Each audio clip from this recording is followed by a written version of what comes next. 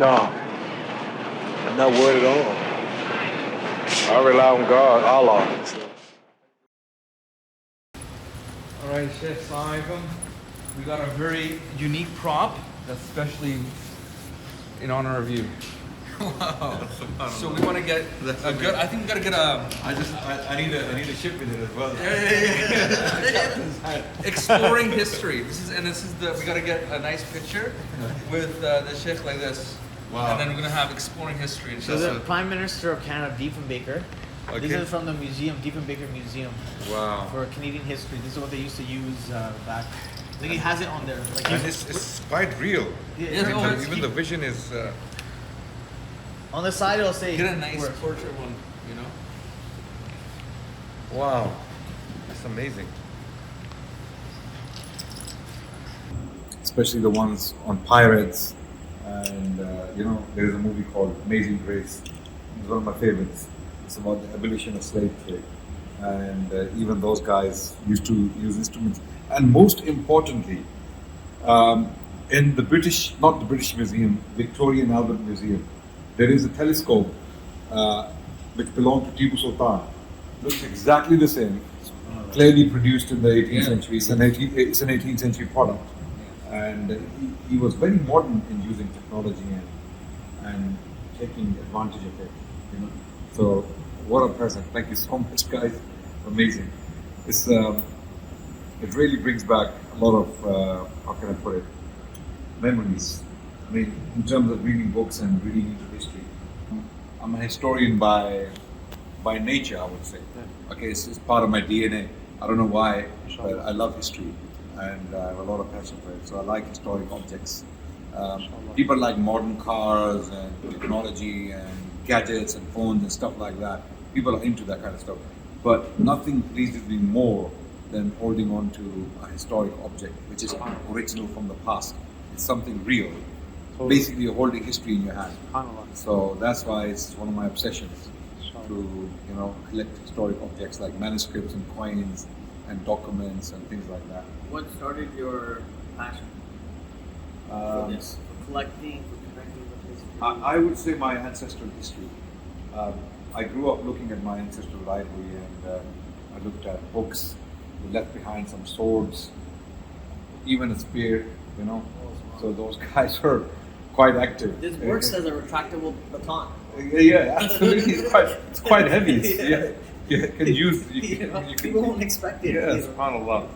And that's the kind of stuff got me going into history. I started collecting coins as a youngster, and then collecting books. Even as a teenager, I was reading novels and collecting them. Do you do this in isolation, or you had a family member or someone who inspired you? My father inspired me into this. He was the one who started collecting manuscripts, handwritten books from the Indian subcontinent mainly, because that's where he lived, and he was collecting a lot of manuscripts coming his way. So that got me going into it, and my interest got triggered in 2005, and then I got involved. And alhamdulillah, since then it's been very, how can I put it, active journey. Do you ever think about, when you're holding a historical object, about the person who made it? And just I always do. Put yourself in their mind? Absolutely. I even imagine myself sitting in that room where this person was writing this manuscript, and how long it might have taken that person to write it, and what kind of ink he might have used, what kind of clothes was he wearing, what lamp was he using, okay, what kind of circumstances, what about winter, cold, summer, all these things taken into account. So you really have to put yourself in this. Even the coins, when I look at the coins, I imagine the striking of those coins, people who are striking them, where were they striking them? Do you ever imagine, you're holding the coin, you ever imagine, okay, maybe one of the Sahaba touched this coin? Yeah, absolutely, and I have coins from that period. You may even see some of them on this trip. Oh, inshallah. Yeah. Good foreshadowing. Yeah, absolutely. The last companion died in 110. His name was Abu Tufail Amir bin Wathila. And he died, according to some reports, 105, some say 107, some say 110. So nevertheless, he died past 100. And coins minted in the 90s obviously were minted when he was alive.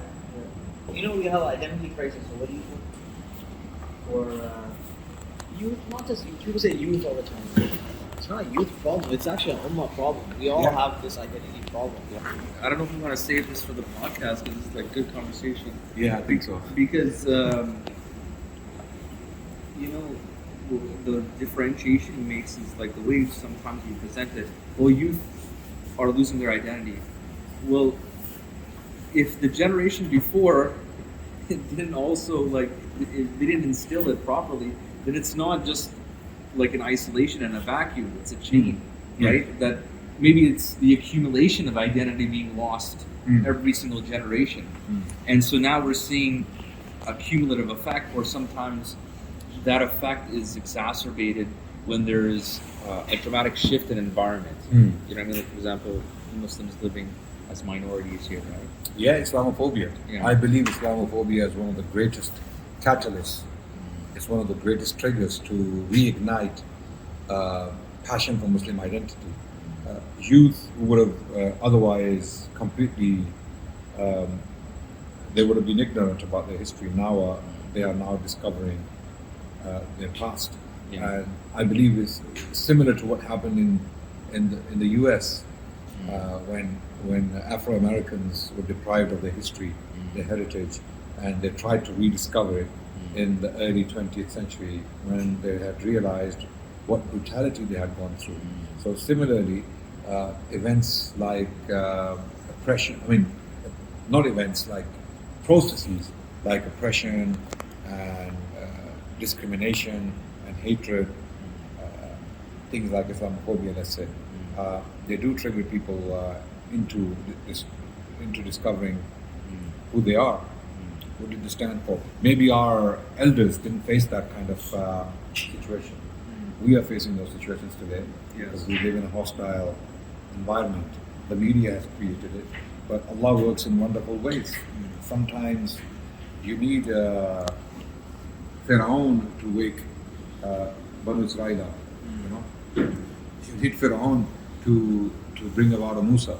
Our history is full of incidents like this, where people got oppressed, they got cornered, and they suddenly woke up to their origin, their identity, their faith. Actually, it's interesting how you mention the case of the African Americans, because what happened with them, the evolution that we saw, especially with their civil rights movement in the 1960s and the 1970s, is that prior to that, there was almost a feeling of self-hatred because they looked upon their history as something lowly, something that they should be proud of.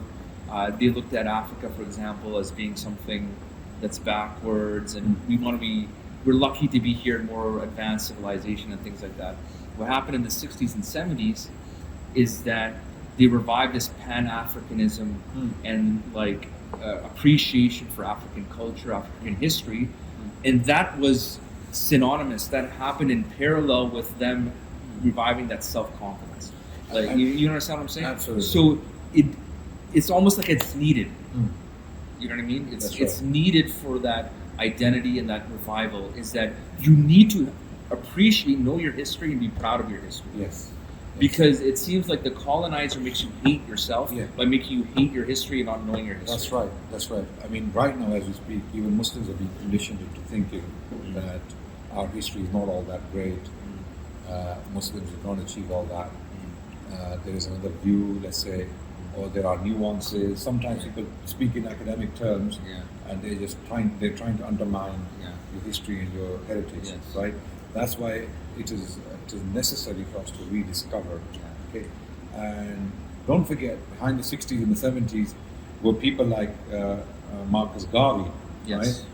There were people who woke up, and they realized what was happening, so they started to talk about it. And the first thing is to talk about it, talk about the problems, talk about the history, and what caused those things to happen. And then how can we resolve those things? How can we prevent these things from happening again? So, past 200 years for the Muslims have been very tough.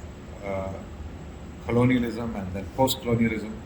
We're still going through a period of partial colonialism in many ways.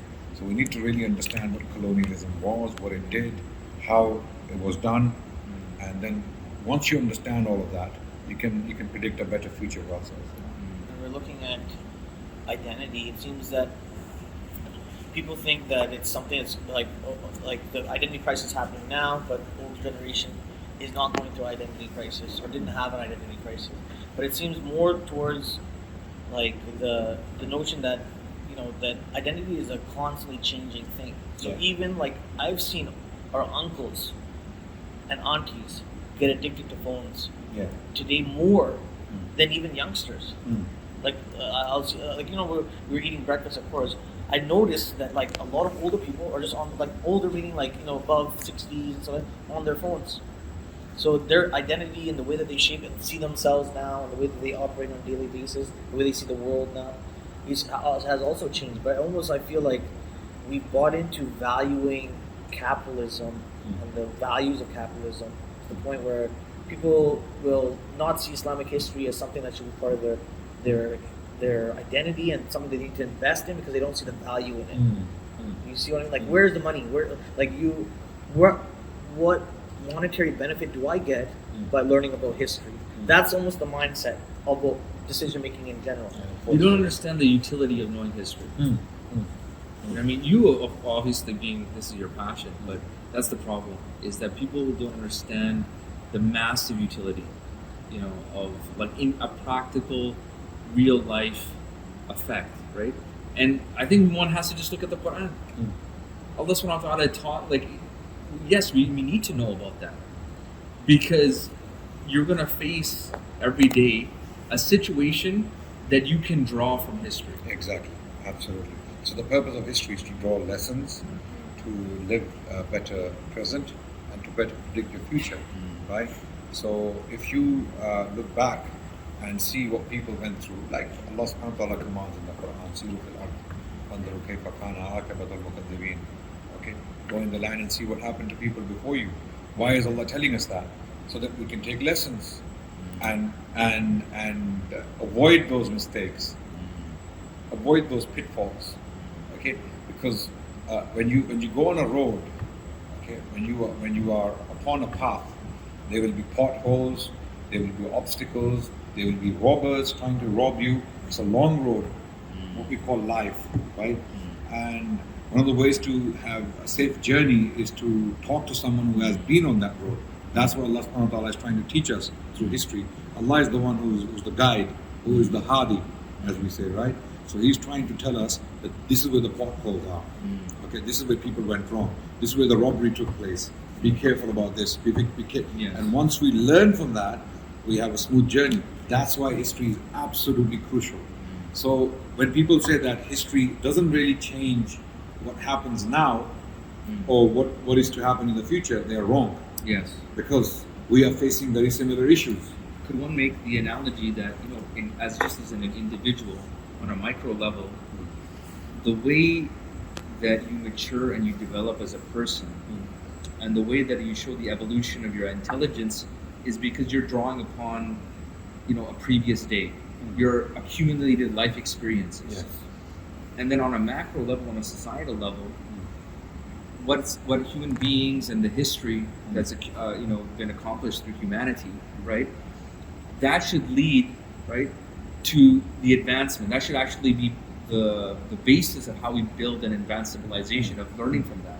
And perhaps the reason why we find ourselves again in so many different conflicts, so many different problems, is because you've done that maybe in your life, or people have done that, on a micro level in their own life. This is how I become a better person. I learned what I did. In my college days, I don't do the same thing because I was stupid then. But society is repeating the same mistakes because they don't look back at 1 decade ago, That's 2 right. decades ago, one century, 2 This is centuries. where your intellectuals, your policymakers, your advisors, they come in, right? Yes. They are the ones who guide you. They give you social solutions, right? Solutions that are socially relevant. And those solutions have to be based upon their study of the past. Yes. Okay. So once they study the past, they can serve as the shepherd of the flock right? And the shepherd's job is to protect the flock from any harm. And again, it comes back to the same example. I mean, if you are on a path and you are taking a flock on that path, you have to know where the potholes are, where the dangers are, where the wolves are, let's say, to protect the flock. So that's why we need shepherds. Okay, the reason why we have this micro development of individuals not impacting the society at large is because we don't have enough shepherds. Yes. So we need more and more shepherds, more and more scholars, intellectuals, thinkers. Okay, we have too many lawyers, too many accountants, too many doctors. To apologize, Dr. Omar and Dr. Syed. Okay, which is great, absolutely amazing. We need all these people, right? But too many people are doing this. Yeah. We need some people now. Too many people doing it exclusively. Yeah. As we know from our history, like we've had people that maybe they had one thing, okay, as a profession, but what has happened in this capitalist society is your profession has defined you. Exactly.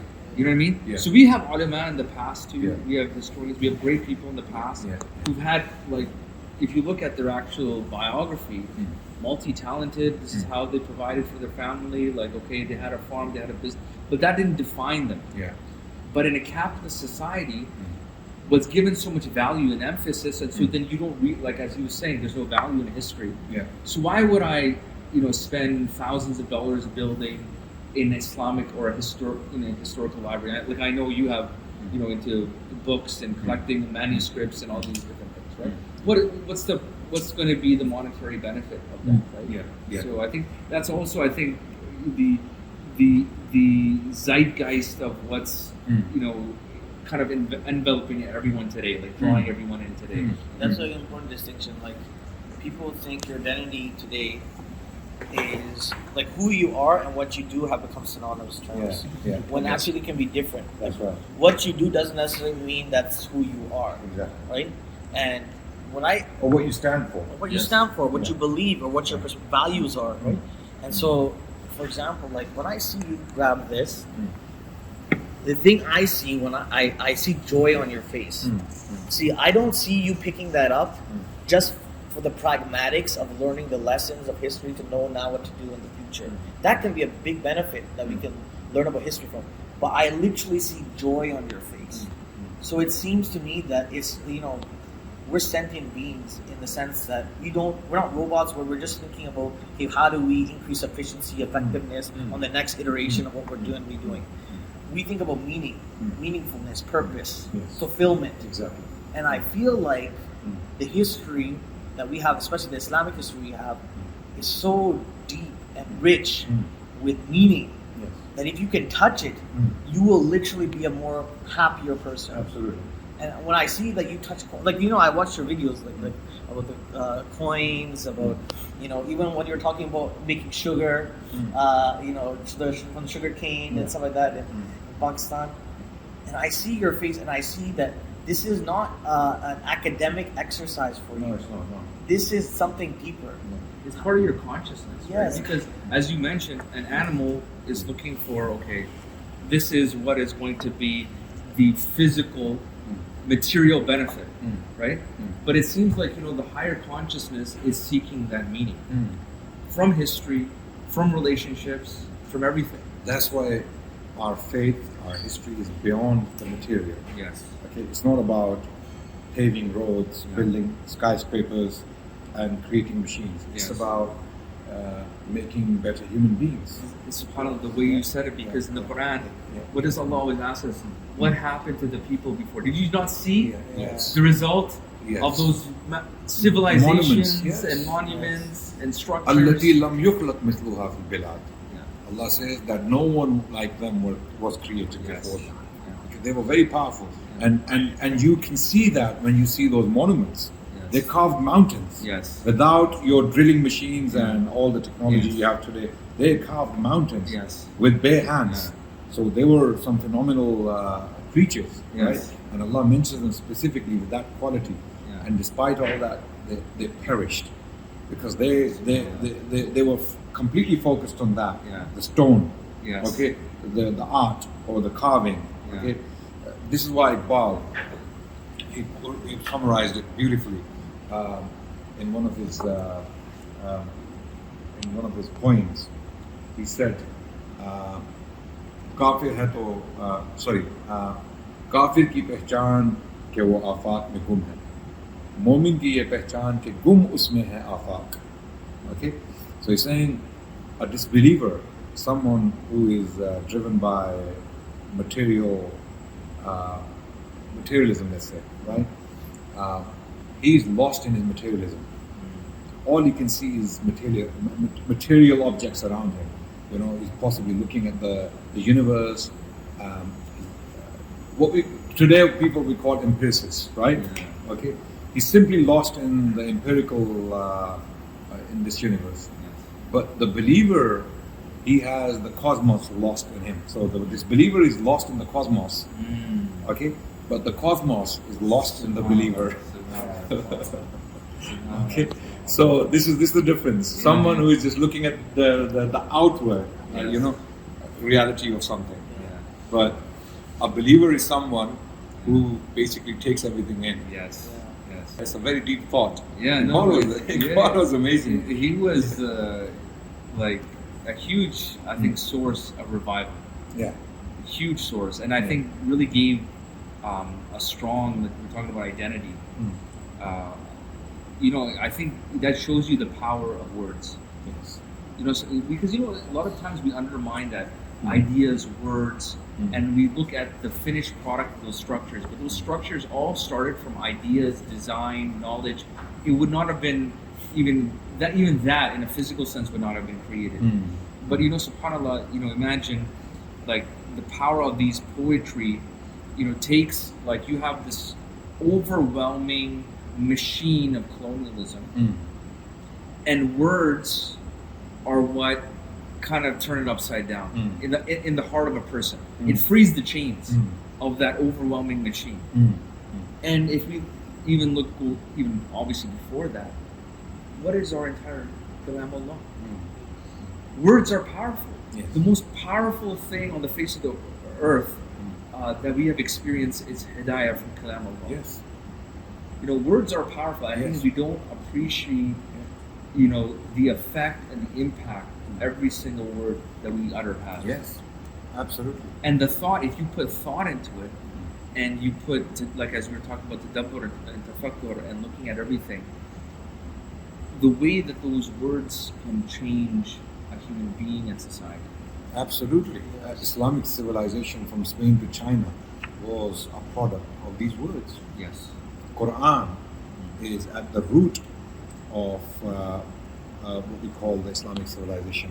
So the Quran is the seed, and the tree and the fruit is what we call the Muslim civilization. Yes. So without the Quran, there is no Islam. Without Islam, there is no Islamic or the Muslim civilization. Okay, so what happened from Spain to China for, let's say, over 1,000 years is a direct product of words. Kalamullah. Yes. Words were uttered Yes. in the 7th century in Arabia by, let's say, an unlettered shepherd or a simple man. Okay, simple because of his living style, not simple in the mind. Of course, he was a very sophisticated person. Allah guided him. Allah subhanahu wa ta'ala revealed to him, and he became a teacher, a guide. And his words, or words that came through his mouth, through revelation and inspiration, those words completely transformed not only his own people, but the people around those people. And within a century, these very words created a civilization of an unprecedented scale. SubhanAllah. The largest chunk of land ever ruled by a people to date. Yes. Okay, within a century. Yes. That and this is why the Muslim civilization was a phenomenon. Okay. And you know what I reflect upon this when you're talking about the civilization part of it, is that if you were going to train today governance, people to govern, political science, say political science courses, university, right? So this is, and then you have people who are ambitious, enthusiastic, want to be leaders, want to get into politics, I want to have a different position, be member of parliament, whatever. And so you look at, okay, this is maybe how government works, and so you're looking at it at that specific narrow scope, right, and how to accomplish that. But subhanAllah, if you look at how the Sahaba radiallahu anhum achieved the position of governance across huge swaths of the world, it wasn't told specifically this is how a government needs to be structured, but rather it went to the core of what should the purpose of that government be. Yeah, and that should be to fulfill the purpose, right, of one's life. And underlying principles. Yes. Given. Not the entire structure necessarily, exactly. but the guiding principles, what we call the parameters. Yes. They were given so that we can have a system governed by these rules. Yes. So the rules were defined. Yes. Okay. Not necessarily the details of the system. Yeah, like say the how. Like how are we going to implement? Like we have these rules, but then again, those rules are dependent on fundamental principles. Yes. Exactly. You know what I mean? Yeah. But for example, what would work in Hijaz is not going to work in Asham. Yes. At that moment, or in Yemen, or in other areas, in Azerbaijan. Yeah. You know what I mean? But you take that meaning, and then you can take those fundamental principles, and you can go anywhere. And that, I think, is more powerful governance than just knowing the details and the minutiae of how a bureaucracy, for example. Yeah. And that's why Islamic civilization was so colorful. Yes. It ruled over different people from different ethnicities with different languages, and it ruled effectively and brought people together, and it really brought out the true potential of the people. Yes. They were able to exercise their cultures, their norms under the umbrella of Islam, even if they didn't accept Islam. Yes. They became immersed within the Islamic civilization. And there are so many Jewish people. Yes. The Jewish people survived for over 1,000 years under the Muslim protection. Yes. Okay, and the golden age of the Jewish people was in Al-Andalus in Spain, right? For nearly 3 centuries, the Jewish people prospered and they flourished and they blossomed. The word blossomed is very important. Okay, it is one thing to survive; it is another to blossom. Okay, and hence the notion of the golden age, so called, right? Where some of the best poets, some of the best intellectuals, philosophers, theologians, politicians, statesmen, okay, military generals. I'm specifically talking about the Jewish people. Yes. I'm not talking about the Muslims. Yes. Okay, and all of this was achieved within those 3 centuries in Al-Andalus. How does that happen?